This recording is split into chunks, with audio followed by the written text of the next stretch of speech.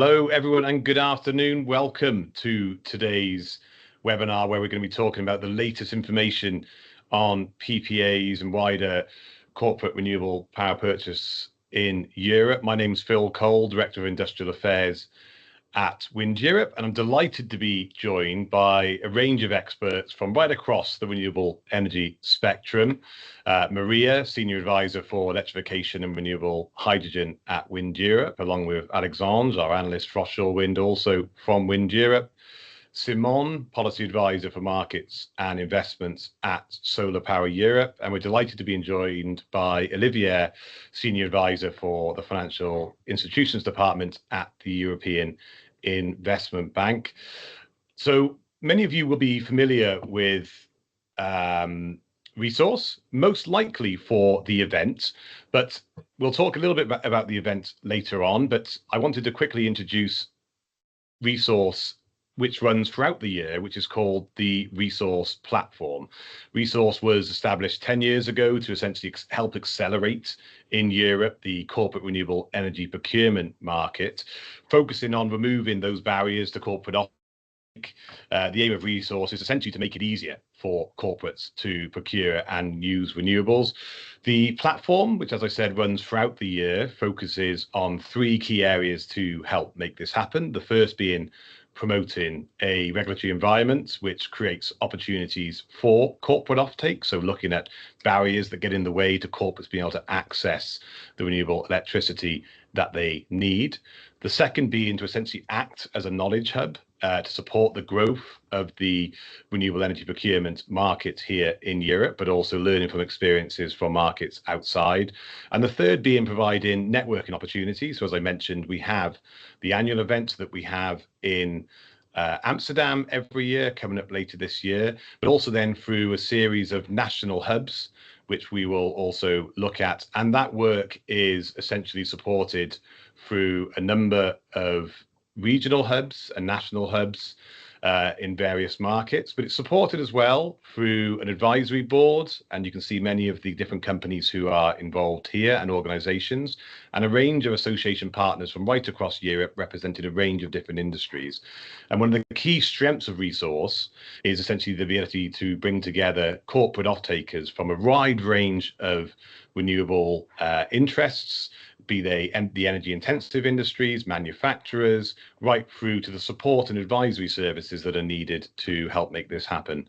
I've mentioned the Resource Hub. So as I said, many of you will be familiar with the annual event that takes place in Amsterdam each year, but the work of Resource is supported by national hubs from right across Europe. So we now actively have Resource national hub events that take place in countries like Denmark, Poland, Southeast Europe, covering Bulgaria and the region there, Croatia, but then also in Italy. So it's a really good opportunity to engage at the annual event in Amsterdam with those sort of pan-European buyers, as well as to engage in the national hub events with buyers who might be more locally focused.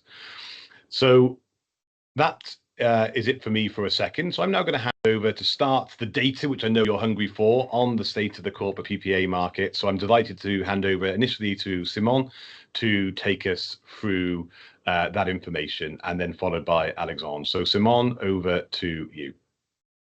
Thank you very much, Phil, and good afternoon, everyone, also from my side. I am very happy to drive you through the market trends for corporate PPAs in Europe. We'll be doing this with my wind colleague, Alexandre. And I suppose now everyone is quite impatient to see what's the final figure for corporate PPAs announced capacities. So here we go.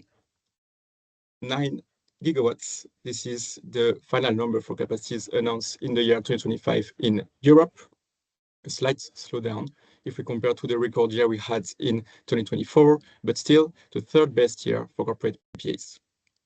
It is not the first time we observe a slight market slowdown. If we look at 2022, for example, where capacity signed were below 2021 levels before picking up again later on. Focusing a bit on the technology splits, you can observe in yellow that solar PV had quite a strong year. If we look at announced capacities, still below 2024, but very close to 2023 figures.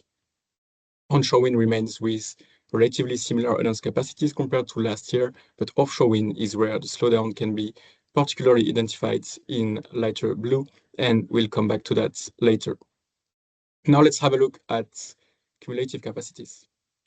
Since we ended up 2025 very close to pass the significant milestone of 60 gigawatts for announced corporate PPA capacities, we can confidently say that 2 months into 2026, these 60 gigawatts have now been surpassed. Congratulations to everyone. In yellow, we observe how solar has been catching up over the years to reach 25 gigawatts of total capacities, but also how combination of solar PV and wind together under a single deal has become more and more popular in the past years, appearing here in lighter green on this chart. So, which corporate PPA markets have been most successful in 2025? Well, based on announcements, Spain remains the strong leader, very much thanks to the perfect conditions for solar energy, but also thanks to the increasing interest for wind, which can also be a powerful hedge during the most expensive hours on electricity markets. Italy is second and is today one of the hottest PPA markets together with Poland, and France and Germany are also making it to the top 5 in 2025. Some honorable mentions to other European countries where the market is also quite active. I would mention Finland, mostly with wind deals in blue, and Bulgaria with solar deals. It is very important to stress that the slight decline in announced capacities reflects diverging trends across European markets. On this graph, we have in greener shades the capacity announced in most recent years, while in blue, you can see the early movers already seeing PPAs being signed in 2017. So clearly what we observe is that a significant share of the market slowdown can be tracked down to Germany, where we used to observe gigawatts of deals signed annually, but ended up far from it in 2025.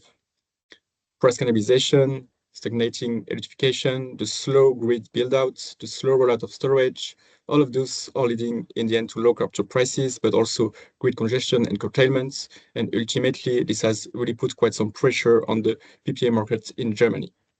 And European countries where market conditions are similar, like the Netherlands, Sweden, or Norway, for example, are also experiencing this downward trend. But there is a bright side, because countries where electricity generation is so far still relying on gas are observing a sharp increase in capacities announced. This is the case, for example, of Italy and Poland, as I mentioned, hottest PPA markets, making their entry into the all-time ranking, and where corporates are truly embracing the benefits of renewable energy. Why? First, to decarbonize their processes at competitive prices, and second, to contribute to the investments needed for the wider decarbonization of their local economy. So congrats to Poland and Italy for entering all-time ranking. And before I hand over to the colleague Alexandre, this is how the picture looks like for cumulative capacities by technologies. No big surprises here, just another emphasis on where solar and wind PPAs performs respectively. All of this being very much linked to countries' resource availability, obviously. Now over to you, Alex. Thank you very much, Simon, and very nice to be here. Welcome. My name is Alexandre Frémaux. I'm working at Wind Europe as an offshore wind analyst, and I'd like to walk you through the sector analysis. So just switching slides. Yeah. So this slide shows annual corporate PPA capacity by sector from 2017 to 2025. As you can see, the tech sector, particularly ICT here in dark blue, clearly dominates. It accounts for the largest share of contracted capacity. We're talking about 3 gigawatts signed in 2025, driven by data center, cloud expansion, and digitalization, all of which are highly electricity intensive, as you all know. In contrast, in the heavy industry sector, here in light blue on the graph, it slowed quite a lot in 2025 with only 500 megawatts signed in 2025 compared to 2.5 gigawatt in 2024. So that's quite significant. With exposure to volatile prices, power prices, and broader market uncertainty, long-term contracts became harder to justify for these energy-intensive players. Importantly, the market is broadening. We're talking here about transport in red, retail in light green, and food and drinks in orange are also increasingly active, demonstrating that PPAs are becoming mainstream across these sectors. So the takeaway here is straightforward. Tech remains the anchor buyer, I'd say, but corporate renewable procurement is diversifying, and that strengthens the long-term resilience of the PPA market. Now, looking at the growth of sectors now, we see how corporate PPA activity has evolved across sectors since 2016. A standout performer here is retail, actually, which has grown faster than any other industries and reached around 70 deals since 2018. We also see strong momentum for food and drinks and engineering and technology, both of which have expanded the PPA activity significantly in the past few years. Overall, my point here is that even with pockets of slowdown, especially in 2025, the trend is clear. PPA demand is becoming more diversified and more sectors are integrating renewables into their long-term strategy. Looking at 2025 again, congratulations to the 63 plus new entrants that signed PPA for the first time in 2025. We see well-known global brands like Asian Airlines, Ferrari, Telehouse Europe, or even Tesla, alongside smaller and more specialized players. That mix highlights two things. First, large corporate and large brands are still continuing to scale their renewable sourcing. That's great. But also, and most importantly, secondly, mid-size companies are increasingly confident that PPAs are accessible and financially viable for their business. So that's great. Looking now at the volumes that was signed. So on the left side, you can see the annual PPA capacity in gigawatt that Simon showed you earlier. But on the right side, more importantly, we can see the annual PPA volumes in terawatt hour. Looking at these volumes, comparing these two capacity and the technology mix, we can see that for the first time ever in a single year, solar led both in terms of capacity and volumes. Still, and as explained by Simon earlier, again, 2025 represents a sharp reduction compared to 2024. We're talking about 31% in capacity. A big part of this decline came from offshore wind. In 2024, we saw 1.8 gigawatts signed by offshore wind contracts, but in 2025, that dropped just to 0.4 gigawatts. But we'll get back to that in a minute. Even with that slowdown, the market still delivered 9 gigawatts, as said earlier, of contracted capacity, and in energy terms, that close to 16 terawatt hours of annual electricity. So more than enough to cover, for example, the yearly consumption of electricity in countries like Lithuania or Latvia. Zooming out to the cumulative picture now, we see that wind still dominates all-time PPA volumes, especially onshore wind. Solar has been catching quickly, but wind remains the backbone of the European market in terms of production and volumes. One of the major factors that was mentioned earlier, but we can highlight them again, was grid congestion that slowed down the deal making in 2025. Across many markets in Europe, connection queues expanded significantly, and curtailment reached record volumes and levels in several markets, like the UK, for example. The other big story that I was telling you before about is the sharp drop in offshore PPAs, obviously. This project requires long and complex negotiation, and they were heavily affected by the price shocks of 2023, 2024. Many offshore deals simply needed more time to reprice and to move forward. On top of that, 2024 and 2025 are seen as transition year for offshore wind, as most governments are now shutting down the negative bidding system and are switching to contract for different system. That would have an impact on negotiation of PPAs, especially offshore one, in markets like Germany and the Netherlands. So now back to you, Simon. Thank you.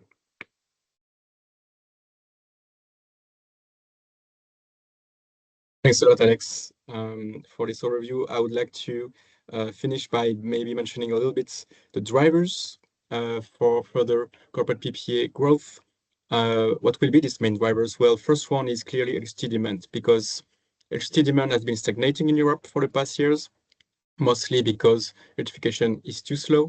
And in these fully decarbonized grids, only additional demand can really sustain the PPA market.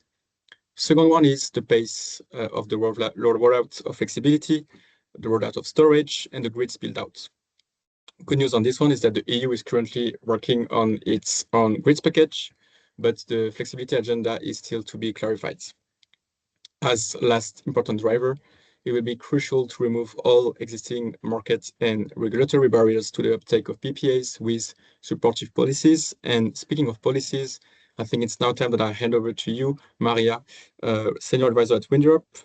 You will update us on recent EU policy developments, the ones that are interacting with the PPA market. Over to you, Maria. Thank you very much, Simon.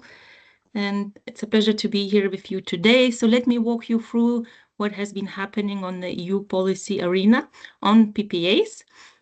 So first of all, last year, the Clean Industrial Deal positioned PPAs as central competitiveness tool. And so the logic was made very simple. Long-term contracts can protect industrial consumers from short-term price spikes. And similarly, in the Affordable Energy Action Plan, we see a clear shift of the Commission going from crisis-style interventions to market-based risk management tools. So basically, the Commission promoted hedging strategies, long-term contracting, and better functioning of forward markets. Also, what we saw in the Affordable Energy Action Plan was a recommendation to member states to remove non-energy related taxes and levies from electricity bills. So, of course, it sets the scene for PPAs to grow. And what has been happening also lately, so the Commission has been preparing further recommendations to member states on how electricity bills can be cleaned up. So, of course, making the business case for signing more PPAs. We saw, of course, the PPA counter guarantee scheme under the European Investment Bank. So, of course, we will have a presentation on that later. So this is, of course, going in a great direction with the 500 million euros counter guarantee pilot program. So let's dive into the details after my presentation. Looking at the state aid framework, so the Clean Industrial State Aid Framework that was also adopted last year. So this framework doesn't regulate PPAs on its own, but it shapes the environment in which PPAs operate.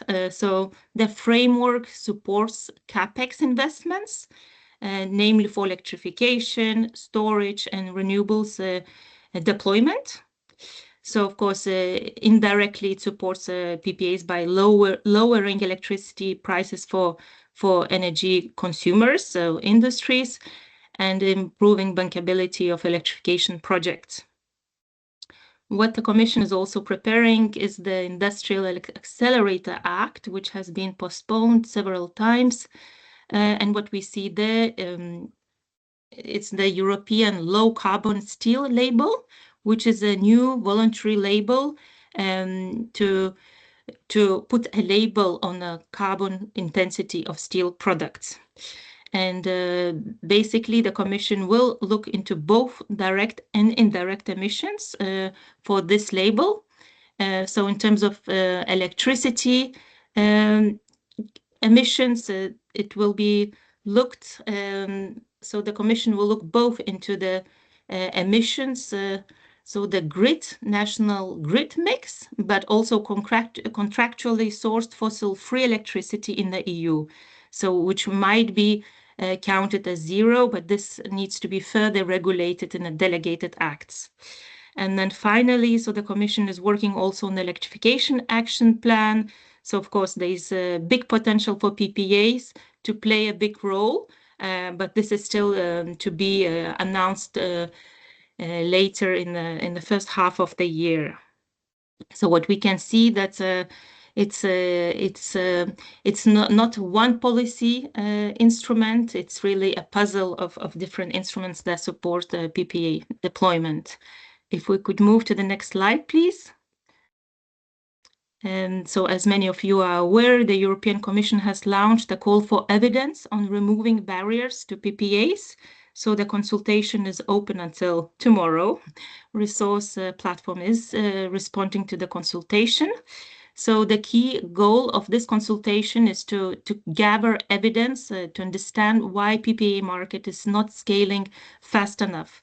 And so the Commission will use this to draft their recommendations to member states later this year, so in Q2.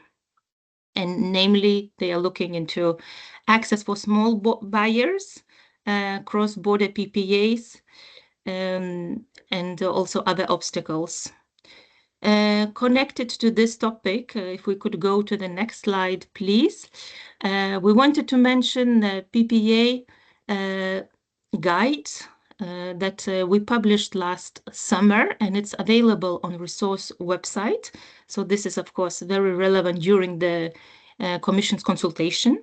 So it looks into concrete barriers slowing PPA uptake. So first of all, we have the creditworthiness constraints. So many buyers, especially smaller consumers, struggle to meet financial prerequisites for long-term PPAs. So of course, they need to show robust balance sheets. So smaller companies might lack that. Then secondly, the energy system readiness, so grid bottlenecks, grid congestion, connection delays, and other bottlenecks, of course, pose a significant barrier. So even if a PPA is signed, developers may face long waiting times to connect to the grid. Another barrier we identified was a slower renewables pipeline, so a limited pipeline of new capacity, which is, of course, a constraint. And related to this is permitting delays, which also acts as a barrier. As what we have been seeing lately, of course, the discussions, political discussions on electricity market design and the emission trading system. So these political debates also create market uncertainty. And so frequent regulatory interventions or political debates weaken confidence in long-term agreements. So the key takeaway here is it's not a single issue, not a one barrier, but a combination of financial, regulatory, technical, and even knowledge barriers. So that's why the Commission's consultation, the call for evidence, is so important. So that would be it from me today, and I would like to pass the floor to Olivier Dumoulin from the European Investment Bank. A pleasure to have you with us today.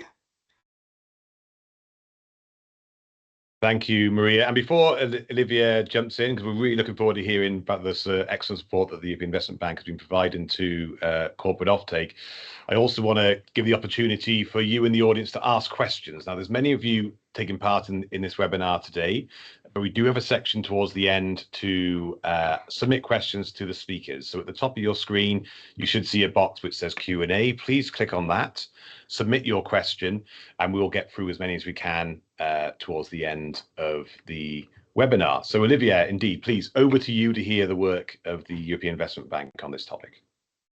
Thank you very much, Phil. Good afternoon, ladies and gentlemen. It's a real pleasure to join you this afternoon for this webinar. So my name is Olivier Dumoulin. I work in the advisory services of the Bank Department of the EIB.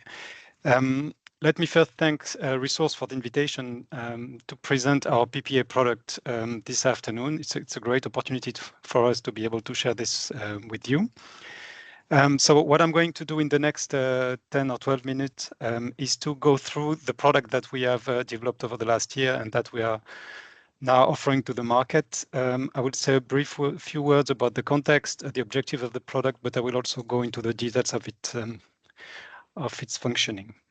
I haven't foreseen any slides, I must say, about the EIB. You may be aware of the institution, but just a few words. So we are the lending arm of the European Union. We are an EU institution. We are owned by the member states. We support EU policy objectives, specifically climate action, cohesion, and innovation. Almost 90% of our financing goes within the EU, but 10% outside of the EU.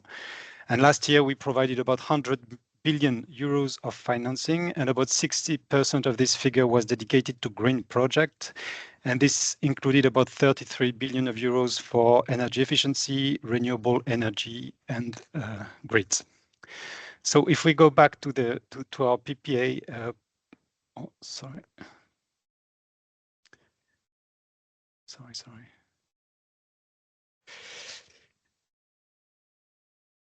If we go back to the PPA product, so the policy context of this product. So as Maria already said, this product has its roots in the Clean Industrial Deal. So this initiative announced by the European Commission about a year ago, and more specifically in the Affordable Energy Action Plan that was part of it.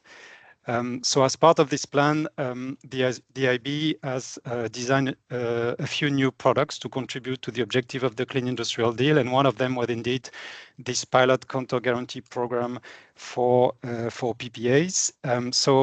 We managed to design this product and to have it approved in a quite record time, I would say, because it was finalized at the end of June last year and is now made available to the market. So it's indeed a pilot program. So it's an envelope of 500 million of counter guarantees that is to be implemented through financial intermediaries in order to support the uptake of PPA for corporate off-takers that may struggle due to their credit quality to sign such contracts. But I will come back to that.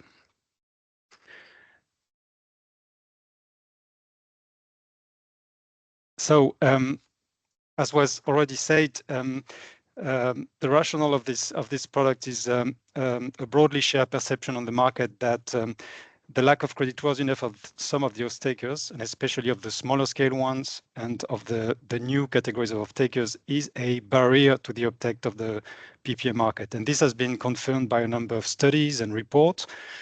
On our side, we issued a report 3 years ago that we conducted with a consulting firm on the PPA market and on the barriers. And indeed, the question of the lack of creditworthiness and the lack of credit enhancement solutions for the off-takers was really seen as a major hurdle.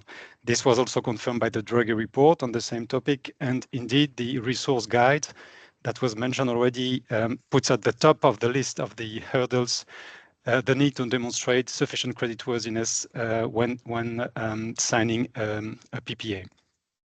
So this has been said, but I think this list on the right-hand side of the slides also shows, as Maria pointed out, that there is a list of other issues and challenges that needs to be sorted out and solved to support the uptake of the PPA market. So our counter guarantee program is only one solution to one specific problem. So it needs to be kept in mind that when we assess the impact of this product, that we shouldn't forget about the other conditions that need to be sorted out to develop more PPAs on the market.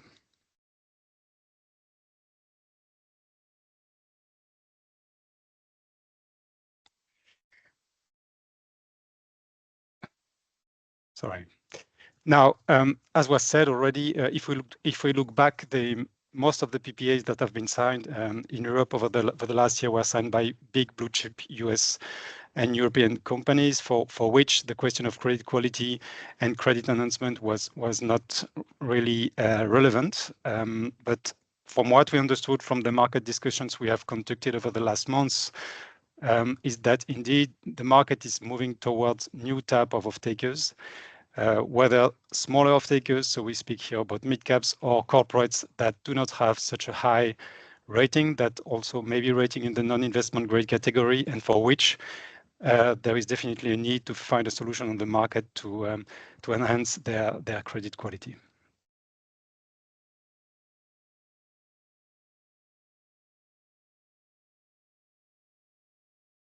Now, how is our intervention structured? So what we have done is to try and leverage existing successful products that were developed by the IB over the last years. So there are actually two products that we have used to design our PPA guarantee. So the first one is for mid-caps. So this is an intermediated product that we offer to banks to enable them to provide more financing to mid-caps.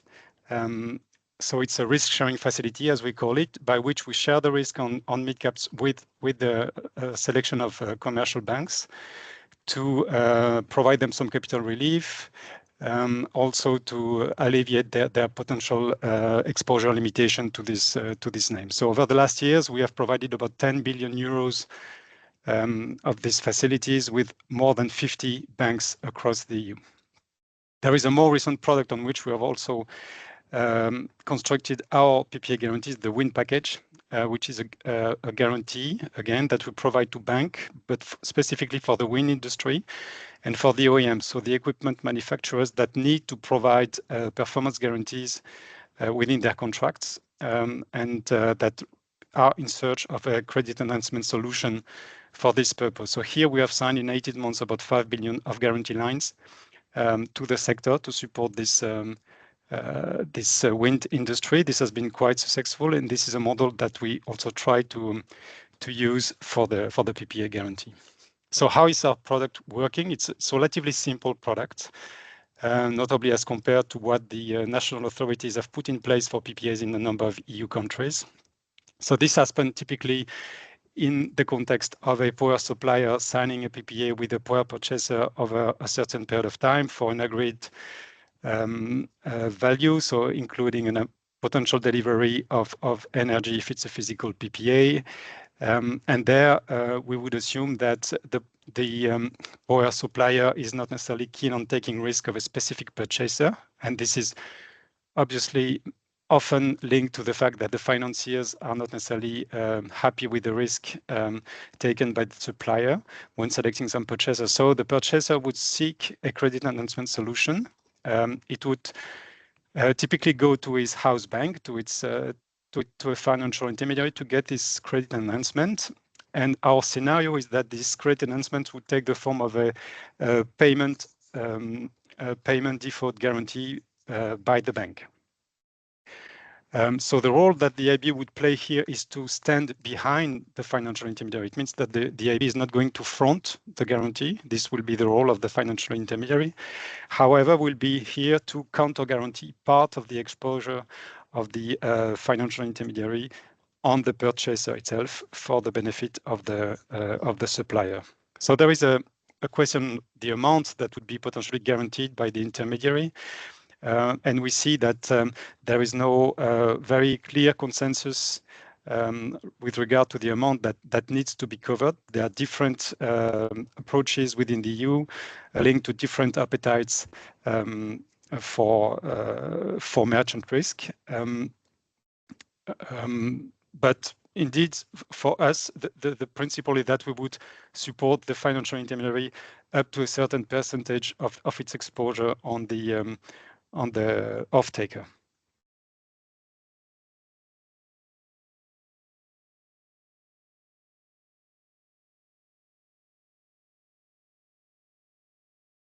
Now, how does the risk-taking work?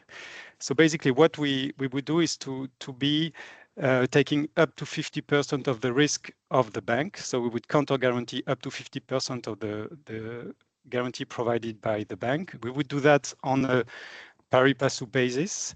It means that we would take exactly the same amount of risk, nature of risk as the bank. So it's not what we can call sometimes a first loss piece where we take the first risk and then only after this the banks will be affected. No, there we would be affected from the first euro of losses like the financial institution. So for us, this is very important because we in this product, and I'll come back to that, we will delegate part of the operation of the guarantee to the banks. So we need the banks to have skin in the game and to be really exposed to the losses as we would be. The benefits will be that obviously this guarantee will provide a significant risk protection to the financial institution in terms of capital relief, reduction potentially of the provision that the bank might have to take. And it would also help alleviate the internal risk, the limit restriction that the bank would have on some specific name. If its exposure goes to a certain limit, then with this guarantee it could decrease and then be able to continue doing business with some specific counterparts. We hope that we are able here to propose a relatively flexible operational process. And we have two different approaches. I'll come back to that in terms of full and partial delegation. So obviously the end purpose is to offer to the off-takers that may be today excluded from the PPA market guarantees at beneficial term.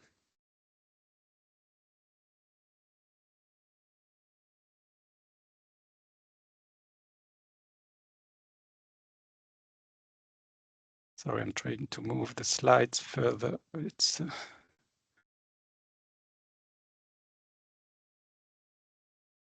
yes.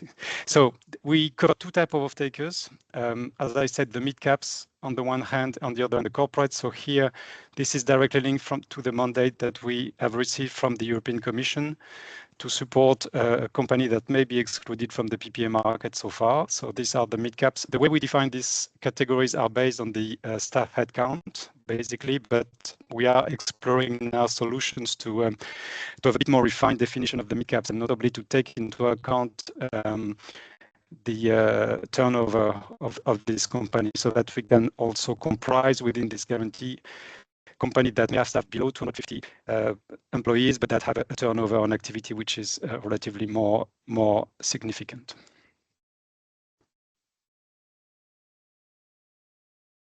So in terms of PPA that we would cover, so we're agnostic there on the type of PPA, so we would cover physical, financial, cross-border PPAs.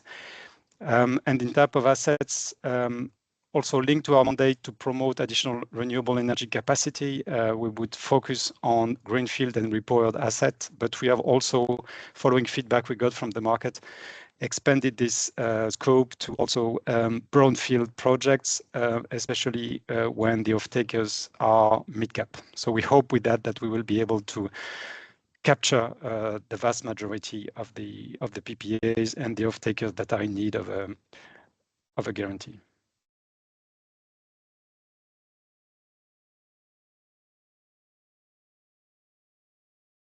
In terms of geography of technology, sorry, to start with, so we cover wind, solar, hybrid PPAs. Hybrid means also with this energy storage facilities. We would be able also to cover other technologies that are maybe a bit less mainstream, like geothermal or hydro, but that would be mainly for brownfield projects, because here, as we delegate the assessment of the PPAs and to our financial institutions partner, we need to be sure that we don't run into specific technological or reputational risk. So when it comes to technologies that are a bit more risky from a technological point of view or view or social point of view, then we need to be able to make some further assessment.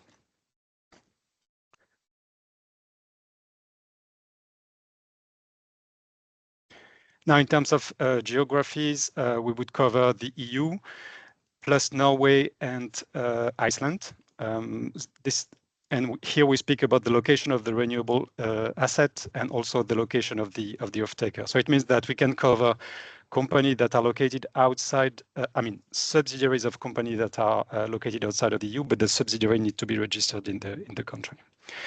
Now, quickly on the product features. So as I said, there are two legs to this product, which are linked to the way they're going to be implemented. So first of all, the mid-caps, we do it under a framework agreement that we will sign with the bank. And we apply here what we call a full delegation. It means that we delegate the full origination, appraisal, and reporting cycle to the bank.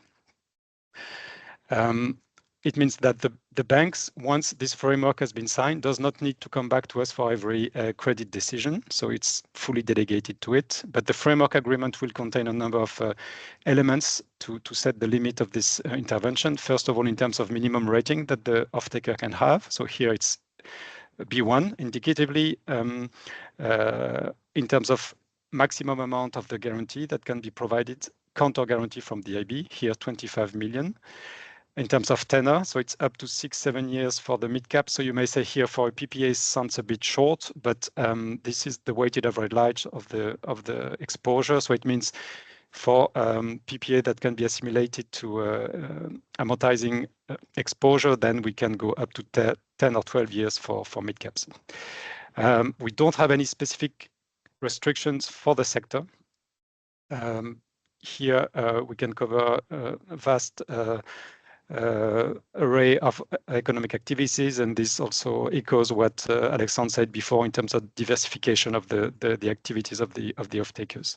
And the guarantee fee will be based on a rating tenor matrix that is included in the framework agreement signed with the bank. For the corporate, there will be also such framework agreement with the bank, but the delegation will be only partial, and it means that we retain one key part of the process, which is the credit assessment of the counterpart. So here we'll still have the possibility to say yes or no to a specific counter guarantee for a specific corporate. Then, depending on the corporate, we will look at the ratings, the amount, and the tenor will be defined on a case-by-case basis. So we'll stop here so that maybe we have a bit of time for Q&A. Just to say that the product is on offer now. It's, as you understood, to be implemented by banks. So we are now discussing with a number of banks within the EU their interest for the product. If as an off-taker you're interested in benefiting from this guarantee, we do not provide direct guarantee, as you've understood, but I would encourage you to go to your partner bank and to speak with them about this product, and the bank incentivize the bank to contact us and start the discussion on the potential cooperation. Thank you very much. Thank you, Olivier, very much indeed to you and your colleagues at the European Investment Bank for providing this sort of support to potential off-takers. And indeed, we have seen, I suppose, a story of two sides really from 2025, where yes, we have seen a bit of a slowdown in terms of new deals being signed, but at the same time, we are seeing new off-takers signing deals for the first time who may not have done this in the past. And certainly in the 10 years that I've been involved in resource, it is great to see new industries being involved. Now, we've had lots of questions come in for us, so we're now going to move to the Q&A section. And what I would like to do is perhaps, Olivier, come straight to you with a question. Indeed, thank you very much for the overview of the facility. Now, you mentioned already that this is now in place and you're in discussions with commercial banks. Do we have any timelines on that? And are you at this stage able to share any information on which commercial banks could be offering this facility? As I said, yes, the product is on offer now. It's available to the banks since, I would say, the summer of last year. We have really conducted with the colleagues a very intense campaign to raise awareness and to make the products well known, also thanks to some events organized by Resource, among others. So we've discussed with a lot of banks. So far, we haven't signed any operation with a particular banks. We hope that will come shortly because we have good prospect in the pipeline. But yeah, at this stage, I cannot mention any specific name. I just need to say that for some of the banks, it's not necessarily easy to grasp the potential of the market because they may provide already such guarantees on an ad hoc basis to their client, but to assess the existence of a real pipeline that would justify for them the need to develop a new product, they need to be convinced. So that's why I will encourage the corporates of takers to go to their banks and really stress their need and their willingness to benefit from such guarantee.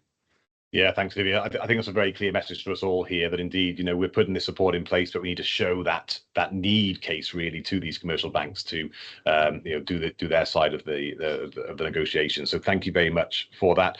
Now, Maria, I'd like to come to you with a question, if I can actually here on policy instruments. We have heard indeed some of the sort of work at the EU and national level that's been put in place to support the offtake of renewable power purchase in general, but some of these sort of signals can sometimes feel a little bit declarationary. They are sort of signals of intent, but we have indeed also actually seen some good policy movement. So could you maybe talk to us a little bit here about sort of the tangible support for PPAs that goes at the policy and regulatory level to ensure that off-takers can really access this and suppliers can supply to the off-takers? Sure, thanks, Phil. So indeed, we can see with the recent developments that these new instruments now embed PPAs into EU energy law. The Renewable Energy Directive and the electricity market design require member states to remove barriers and facilitate the uptake of PPAs. So this is what we see also with this consultation and recommendations to member states. Similarly, there is a mandate to the Agency for the Cooperation of Energy Regulators to monitor PPA markets and support integration of PPAs into electricity market. And on a more financial perspective, we can see, well, we just saw the presentation from the European Investment Bank. So the pilot program to provide guarantees to improve corporate credit risk. So this is from the European Investment Bank. But we also see similarly at national level, some member states are also developing platforms and guarantee funds to support PPA market. So notably, we saw an example in France. So of course, this is all very much, of course, still being developed in like the European Investment Bank's pilot program. But we see that also being replicated at national level. Excellent. Okay. And maybe, Alexandre, I could bring you in here a little bit as well, because not only the regulatory side, but also sort of signals of intent indeed. We have recently seen, for example, the North Seas Summit. Some on the call may have heard a little bit about tripartite contracts and all sorts of things. Can you maybe talk to us a little bit there about sort of what you're seeing in that aspect of things? Yeah, indeed. You just mentioned that the North Sea Summit that happened beginning of 2026, in January 2026, actually, in Hamburg, where basically the head of states, the energy ministers, and the industry, including the TSO as well, were gathering to endorse and recommit to offshore wind deployment in the North Sea. We're talking about 300 gigawatt of capacity by 2050, and with an intermediate target of 150 gigawatt of offshore wind by 2040. So committing to deployment of 10 gigawatt a year from 2031 to 2040. And on top of that, we're talking about 5 gigawatt a year from 2031 to 2040, but backed by PPAs. So that's the kind of commitments that we want from the government to auction out some capacity backed by CFD, of course, but also backed by PPA. And again, we're talking about 5 gigawatt a year of offshore wind PPA that would rise and increase the stats for sure when it comes to offshore wind. Great, thanks, Alexandre. Simon, I'm going to fire a couple of questions your way now, because there's so many questions I want to get through, so many. So some nice short answers here. So first question, in terms of the data that you and Alexandre showed at the start, can you tell us a little bit about where that data is coming from? Is it based on public announcements, or is there wider coverage? That's the first question. Yeah, so indeed, the data comes from public announcements, which means we have a significant coverage of the data, but not 100%. But of course, comparing with other data providers, we are in the range when we established the assessment for this year and the previous years. Fantastic. Next question is, on some of the slides, we were talking about renewables portfolio. Could you maybe tell us a little bit about that? And do you have some data there, for example, for solar and BESS and other aspects? Yeah, so maybe on solar PV plus BESS, I would like to start by confirming that corporate PPA deals for solar PV plus BESS are included in our total capacities for solar PV. So it's there. And the reason why we are including it in the total is because so far they remain quite marginal. And resource tracks only corporate PPAs. We do not track what the industry is calling utility PPAs, which generally happens between two energy companies. But really, this is where deals with BESS are fastly growing at the moment, because as I've read previously on the chat, there is really value to include BESS in deals. But at the moment, it's really happening through a vast number of products that are being developed, like tolling agreements, day-ahead swaps, BESS optimization contracts, for example, as well. But when it comes to corporates, there is no really industry standard yet on how to best propose BESS in a product for businesses and corporates, but this should come soon, given that all the PPA suppliers are already getting their portfolio ready with BESS. Fantastic. And maybe third question, but then also bringing in Alexandre as well to share your views. Could you discuss a little bit why we're seeing, a bit of a struggle in the PPA market right now? I think we all have our own views on why that is.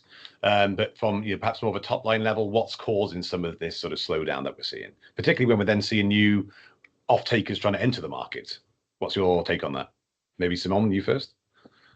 Yeah, absolutely. So I think what I've mentioned in the drivers earlier in the presentation are clearly the main reasons meaning that in many member states you have stagnating electricity demand.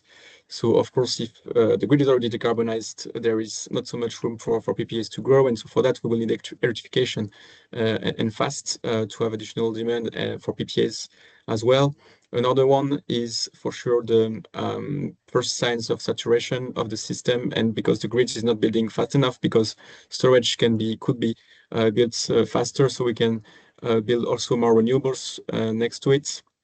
And those will create, of course, a ton of other opportunities for hedging, also in the hours where today you don't have necessarily production for solar or wind. So flexibility is also, the lack of flexibility is also one of the main reasons that we see. And then I will direct you to the wonderful corporate PPA guides that we design with Resource, where you have a lot of other reasons why the markets can be slowing down. Fantastic. And Alexandre, maybe just to add your side as well. Of course, yeah, I think again, linking to the offshore wind deals dropped in 2025, I think the reason here is that, as I was saying in the presentation, it has been transitioning years and also difficult years for offshore wind this past year. We're talking about longer length of negotiation for that kind of projects. But I think it already looks brighter. We have seen, I think, a couple of hundreds megawatt of offshore wind PPAs being signed just in January 2026, so almost the amount that was signed in 2025. So again, transitioning period, but I think we are looking for better things in the future. Fantastic. Okay. In the interest of time, I'm going to take 3 more questions. They're all to you, Olivier. So thank you, Alexandre and Simon, for that. And I've got 3 quick bits of information to give you all on the webinar as well. So Olivier, if we can go to you, hopefully quite a quick question. First being geographic eligibility. Lots of questions coming in. You know, can this be used in the UK or Turkey? Is it only the EU? What's the short answer there? No, so it's EU, Norway, Iceland. Okay, thank you very much for clarifying that. The second being around credit risk coverage. Does the guarantee cover credit risk in the speculative grade segment, or is it restricted to off-takers with investment grade credit ratings or equivalent? Yeah, we would do ratings below investment grade. So in the non-investment grade category, this is our mandate we received. So as I said, B1 for mid-caps would be the minimum. For larger corporates, to be seen case by case, but definitely we're ready to go in the non-investment grade category. Okay, fantastic. And when it comes to cross-border PPAs, does the EIB also take the basis risk in case of uncorrelated power prices into consideration?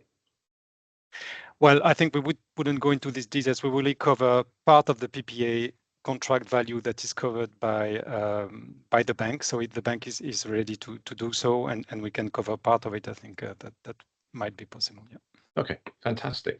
So I'd like to thank our 4 speakers, for their input. I just want to leave you all now with 3 key bits of information. The first being that we have events coming up, which is fantastic, but I want to highlight a piece of work that Resource has been doing for quite a while now that we call the Energy Buyers Hub. Now, the Energy Buyers Hub is a forum and a platform for energy buyers to access information, get reports, get data, to essentially sort of help empower you when in your discussions, quite frankly, with the energy suppliers. So head over to the Resource platform website to find that there. Now, I've already hinted at it already, but Resource, the annual event taking place in Amsterdam, will be taking place this year on the 4th and 5th of November. It's the world's largest event dedicated to bringing together renewable energy suppliers and buyers. More than 1,500 participants, more than 350 corporate energy buyers take part there as well. So we're looking forward to seeing you all in Amsterdam. I am reliably informed that tickets will go on sale from mid-July this year. And as many of us know, tickets sell out well in advance every single year. So keep an eye on your emails from mid-July, or head to the Resource website to find that. But if you can't wait until November, we have the Resource Southeast event taking place in Sofia. So one of our national hub events taking place from the 27th to the 28th of May in Sofia. We'd love to see many of you there. And on that note, I leave you with A thanks for joining us for today. A thanks to all our speakers, and thank you for taking part, and looking forward to seeing you all at a resource event soon. Thank you very much.